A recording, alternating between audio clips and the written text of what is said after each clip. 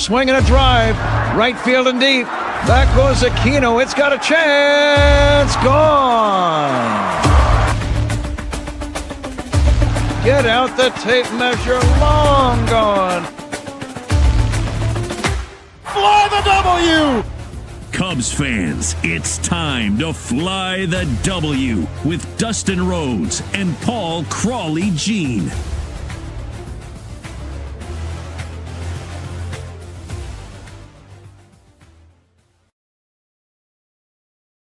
To listen, download, review, and subscribe to the Fly the W podcast. Leave us a 5-star review. Email us at crawleysclubhouse@gmail.com. crawleysclubhouse@gmail.com. And don't forget, you can watch us on Crawley's Clubhouse YouTube page. All right, Crawly, it is Thursday. The Cubs are on board Air Ricketts right now or something like that and are headed west to L.A. to take on the Dodgers yet again. Yeah, I mean, I don't know what the schedule makers were thinking, but, you know, now they're facing them the second time this season. Obviously, the last time they played was March 18th and 19th to start the season in the Tokyo series. Didn't go well for the Cubs in Japan as they dropped both games against the Dodgers. Cubs lost the first game 4-1 as Shota Imanaga took on fellow countryman Yoshinobu Yamamoto. First time two Japanese-born starters faced each other on opening day in MLB history. So that's always going to be kind of like a cool little trivia question, right? Yeah, I might even be able to remember that one. Now, Shota pitched 4 scoreless innings and left the game with the Cubs up 1-0 thanks to a Miguel Amaya RBI double. But the Dodgers scored 3 in the 5th off Ben Brown. A big error by John Birdie on what looked like an inning-ending double play was costly, and LA would go on to win this game 4-1. And then if you remember in the second game, Justin Steele took on Roki Sasaki. Steele struggled, giving up 5 runs in 4 innings, and Tommy Edman, Kike Hernandez, and Shohei Ohtani all went yard as the Dodgers won 6-3 and swept the series. Kyle Tucker drew a bases-loaded walk. Ian Happ and Dansby Swanson also drove in runs for the Cubs. But Dustin, you know, if we take a look at the 2025 season for the Dodgers, you know, I said I thought they were going to break the record for the most wins in a single season, but they've kind of had some adversity as of late. If you take a look, they are actually in 3rd place. Nobody freak out. They're only half a game out. But the Padres are at 10-3, the Giants 9-3, so percentage points better, and then the Dodgers 10-4, followed by Arizona 7-6, and Colorado already 7 games out. I mean, they're pretty much going to be out of it by the time the month of April is over. You think? Yeah, probably. Now, that's the 10 days, 10, 15 days from now. Right. They basically are going to be done. But here's the thing is that the Dodgers got off to a quick start, right? They won their first 4 series against the Cubs, Angels, Tigers, and Braves. No problem, right? But right before the series with the Phillies, all-star Freddie Freeman aggravated his surgically repaired right ankle, slipping in the shower. Yeah, slipping in the shower. How about that? Lost 4 of their last 6 games against Philadelphia and the Nationals. They won yesterday to prevent being swept by the Nationals. But Dustin, those are one of those all-time classic IL stints, like when Sammy Sosa, you know, hurt his back sneezing. I think Kerry Wood injured himself coming out of the hot tub. So those are classic injuries. Wasn't there somebody that got like scared of the spider or something, right? I want to say it was Jose Cardinal, maybe someone in the chat. But yes. I do want to say Jose Cardinal might have been that guy. Yep. Mm-hmm. But, you know, unfortunately for the Cubs, just the Cubs' luck, manager Dave Roberts let the LA beat writers know that Freeman would be back for the series with the Cubs starting on Friday night. Couldn't take maybe a couple more days just to make sure it's fully healed. But no, he'll be back. But the Dodgers will still be without 2023 Cy Young winner Blake Snell, who has left shoulder inflammation. Starter Cody Gosselin, he's coming back from back tightness. He hasn't pitched this season. Reliever Michael Kopech, former Southsider, has a right shoulder impingement. And then, you know, Clayton Kershaw just kind of comes whenever he feels like it. I have – do you feel like that's kind of still a little like of a goofy thing going on there with that? A little bit, yeah. It seems a little weird. All right. I don't know. I just sit there and I wonder what the guy's doing. I mean, he kind of – it feels like he's done to me. Like anytime he wants to just kind of walk away, I don't think anyone's going to be They're going to give him, because of everything he's done for the organization, they'll give him every opportunity. But to me, it's kind of like, maybe it's time Maybe to it's time move to hang it on. up. Yeah. Okay. Yeah, That's fair. we'll see. I mean, it's fair. Tail of the tape. It is tail of the tape time, Crawly. Now, I will tell you, looking at this was interesting for me to see how the Cubs stack up against the Dodgers. When we take a look at some of the hitting stats, batting average, the Cubs have a better batting average than the Dodgers. The Cubs have a 250 batting average, 10th in baseball. The Dodgers are only at 230, 18th. When we talk about slug, that's where the Dodgers make up there. The Dodgers are the second best slugging team behind the Yankees with a 461 slug, but the Cubs are right behind them at 413, which is ninth. So not bad. The Dodgers, though, have 10 more home runs than the Cubs, 28 to 18. When it comes to runners in scoring position, the Cubs have been really good with this. They're 293, third in all baseball. I am not used to that, Dustin. No, that is something we have been harping on this podcast since the inception. And then the Dodgers are 16th at 245. Starting pitching ERA, the Cubs a little bit better at 415 starters ERA. That's 16th in baseball, while the Dodgers 427 is 18th. So not a huge difference. The real big difference, though, comes in the bullpen, and we're looking at WHIP. That's walks plus hits divided by innings pitched right now. If you give up walks and hits as a reliever, that's just a bad thing. That's a recipe for disaster. Yes, the Dodgers have a 1 WHIP, which is 6th best in all of baseball, while the Cubs relievers WHIP is 1.74, 28th in baseball. You walk guys, you give up hits, those are going to come around and score. That's just not the way to win ball games. No, that's always a recipe for disaster, no doubt. Yep. And as far as fielding the concern, the Cubs are 4th in baseball with 1 defensive run save, and the Dodgers are 6th defensively at -1. It's these numbers are kind of still even with Justin Turner dropping the ball that would have ended the game with the double play, right?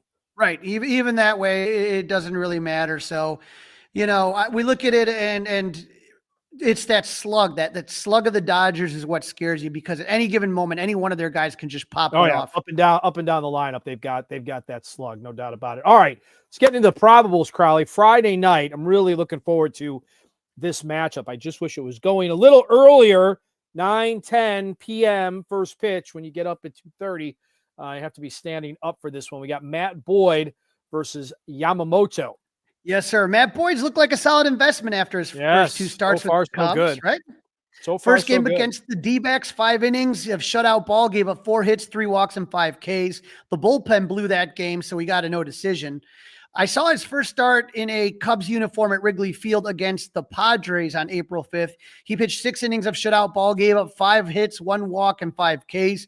He's only started 1 game in his career against the Dodgers, and it was in LA. He won the game, and Mookie Betts has some good numbers against Boyd. He's 4 for 13 with 2 RBIs, a 308 average. But Teoscar Hernandez struggles against Boyd. He's 1 for 10 lifetime. Shohei Ohtani's 2 for 9 with 1 home run. But well, of course he has a home run, right? Of yeah, course. There we go with the slug again.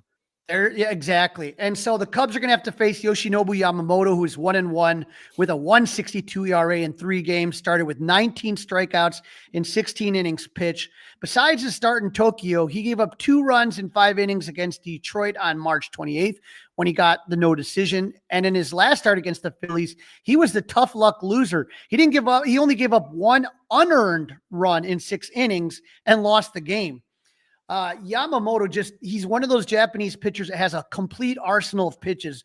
Cub fans remember like Yu Darvish and stuff like that. He has a 4-seamer, a split finger, curveball, cutter, sinker, and slider.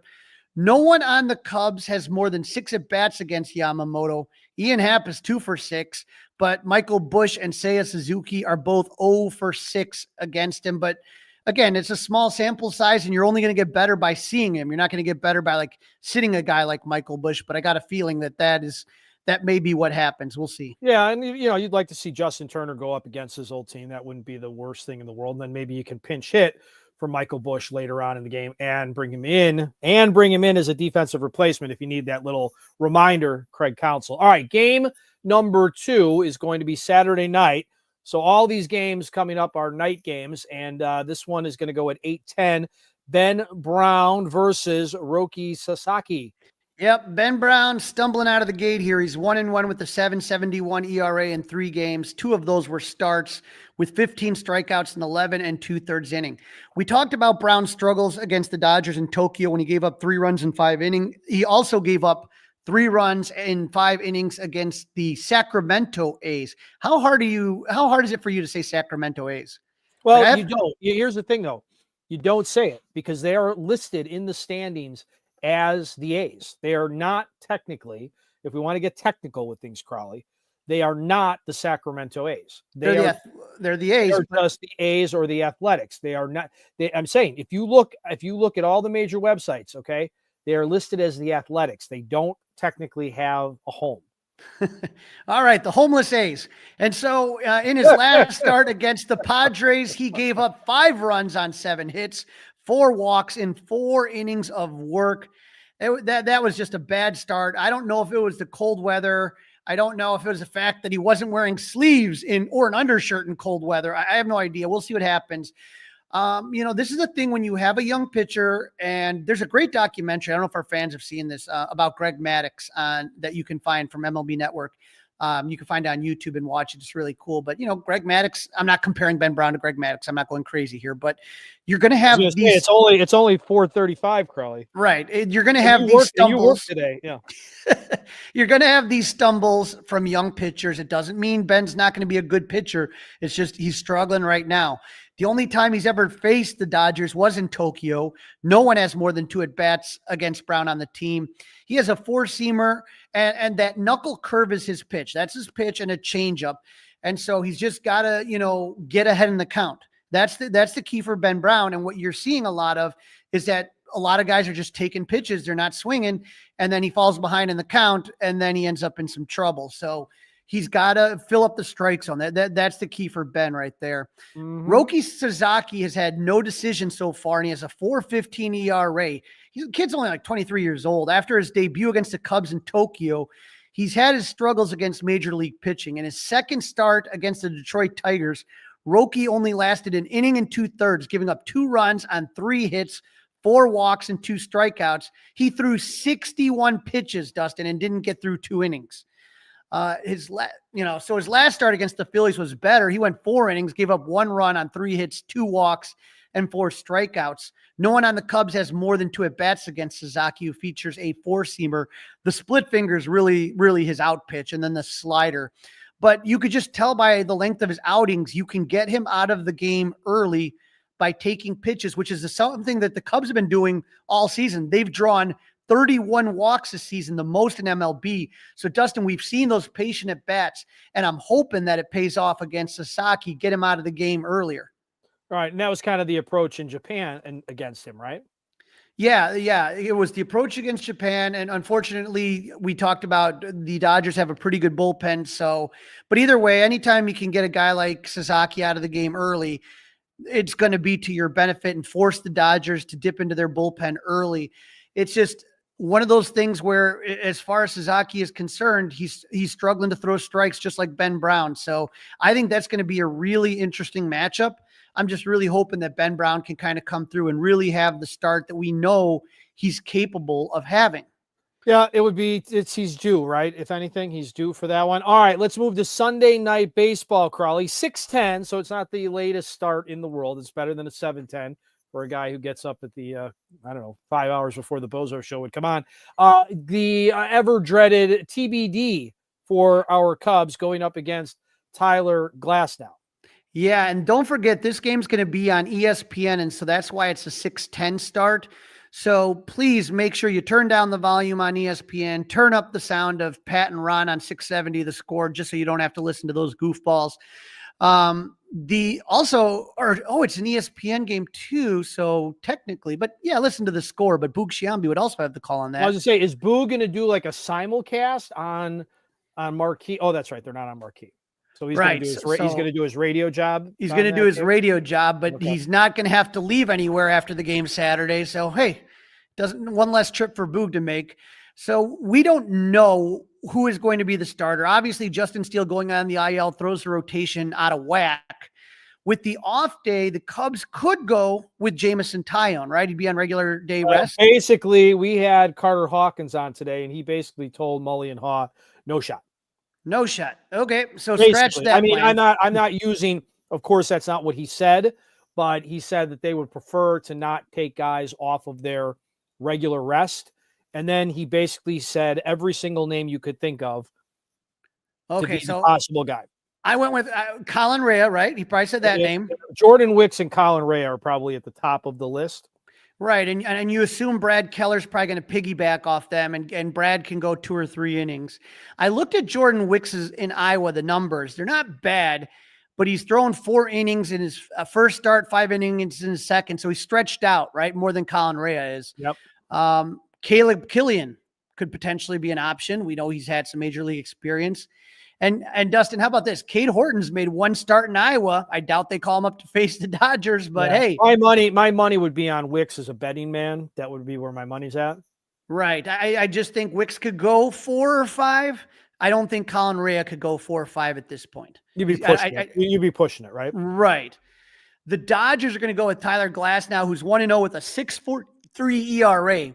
He did well in his first start of the season against the Braves, pitching 5 innings of shutout ball with 3 walks and it's 8 strikeouts, picking up the win. He's a big swing and miss guy most of the time. Right. His second start, though, that didn't go well. He only lasted 2 innings against the Phillies, gave up 5 runs on 2 hits, 5 walks, and only 2 Ks. So the 5 walks in that short of an outing in 2 innings, that's a lot. But that Pittsburgh team also has just a tremendous lineup. But the Dodgers got him off the hook for the loss. He got no decision on that.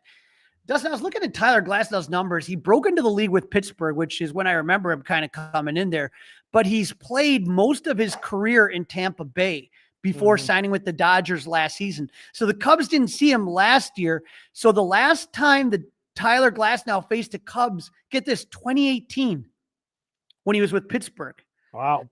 So you're talking about 7 years since the last time the Cubs have faced him. Oh, there's really got to be really no numbers that really would make any difference one way or the other. Only 5 Cubs have faced him, with only 1 having more than 4 at-bats against him.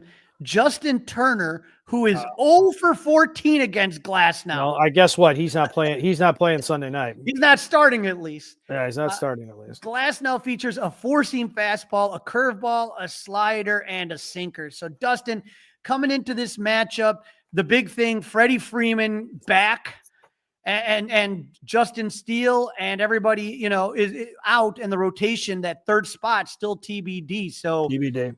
We'll see what happens. Let's see what we'll get to our predictions in a minute, but let's fill everybody in on the hot and not. So we'll start with the Cubs and the hot, and the hot is, of course, Carson Kelly right at the top of that hot list. Carson Kelly, 6 for 12 with a double, a triple, 2 home runs, 10 RBIs. He's batting 500 in the last 7 days. Next up, how about Nico Horner, 10 for 24.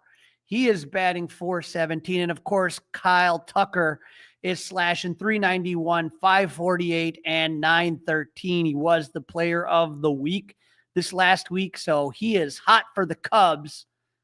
Unfortunately for the not, Dansby Swanson is 5 for 24. So just a little slug in that 5. 2 doubles and 2 home runs with 5 RBIs. Right. So when he does hit, it's good, but the Cubs are hitting pretty good. Needs to be more consistent, no doubt. Slashing 208, 321, but 542 slug is what you're talking about. And Miguel Amaya, because of Carson Kelly's success, has seen less at bats. He's only had 8 in the last week, 1 hit. So he's slashing 125, 125, 125. All right. How about for the Dodgers? Teoscar Hernandez, 9 for his last 23 with 2 doubles, 3 home runs. There's that slug, 8 RBIs. He's slashing 391, 375, 870. Be careful, Teoscar Hernandez. Mookie Betts, 7 for his last 22 with a double and 2 RBIs. He's slashing 318, 423, 364.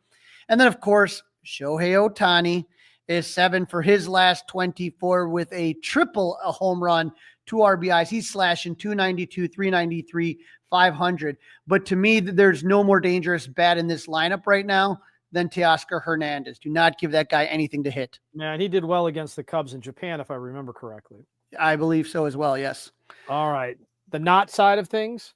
Kike Hernandez, 2 for his last 20. He does have 2 home runs and 3 RBIs. So he's slashing 300, 217, and slugging 400.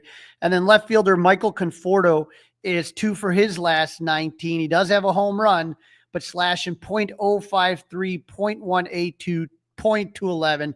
Don't worry too much about Michael Conforto. All right, I won't worry about him. Prediction time, Crawly. I think I went first last time. I'll give you the honors this time. We both said 2 out of 3 for the last series, and we were both right. So, there's the homer in me and there's the realist in me. And anytime you're playing on the road, that's difficult. Okay. Anytime you don't know who your third starter is against the Dodgers is difficult. And I would also say having a young player like Ben Brown going against this lineup is going to be tough. I am going to give the Cubs, I say the Cubs take 1 of 3. That's just kind of what I'm feeling. And I don't know why. I feel like they may get to Tyler Glass now. That may be the game I feel that they're going to take out of the 3. All right. I'm going to go with a prediction that we used to hear quite a bit, which was just don't get swept. Just don't get swept. That's my prediction, Crawly. Just don't get swept. I think there'll be a lot of runs scored in that game on Saturday night. I guess I have to go with Friday because I don't know who's going to pitch on Sunday to be my most likely game that the Cubs might win. But my hope is that they don't get swept. I know you took a lot of slack about, resting. You wanted to rest Shota in that last start against. I wanted to skip it and push him back to Friday. I would have been fine with a Colin Rea bullpen day on what was that, Wednesday now? Yep. Mm-hmm. Yeah, on Wednesday. And if you think about it, that would have definitely made things interesting just in you didn't know at the time when you said your comment, we didn't know that Justin Steele was injured. That came out later, right? And obviously the weather conditions played a big factor on Wednesday. And then they said that the weather may have had a part in the injury to Steele. Right. I think that could have gotten in between the ears of Shota Imanaga. Don't know, but it would have been interesting. We don't know. Of course we don't know. It would have been I would have felt more comfortable in the series if you would have had Shota versus Yamamoto and then Matt Boyd. Would have been good for baseball, right? That would have been good for baseball. Again, like sometimes you just have to think a little bit, right? Just use your noggin. All right, Crawly. What else is going on with the Cubs, buddy? Come on. That's it. I was just going to say, I think sometimes these guys get in their routine and maybe the Cubs were scared to get them out. I mean, early on, they probably want to get them in their routine as much as possible. All right, everybody, that's a wrap. Don't forget to listen, download, review. Most importantly, subscribe and review this podcast. Follow on the socials. Fly the W Facebook, Fly the W on Instagram. Email us, Crawly's Clubhouse at gmail.com, and you can watch us on the Crawly Clubhouse YouTube channel as well. Crawly, enjoy your Thursday, enjoy your Friday, enjoy your Saturday, enjoy your Sunday. Let's hope when we get back on Monday, the Cubs have not get swept, and then they're going to take a little ride from L.A. down to San Diego. So a bunch of late-night baseball ahead for all you Cub fans. Dustin, sometimes when there's a bully, the best thing you can do is punch him in the mouth. Let's hope the Northsiders do that. Go Cubs!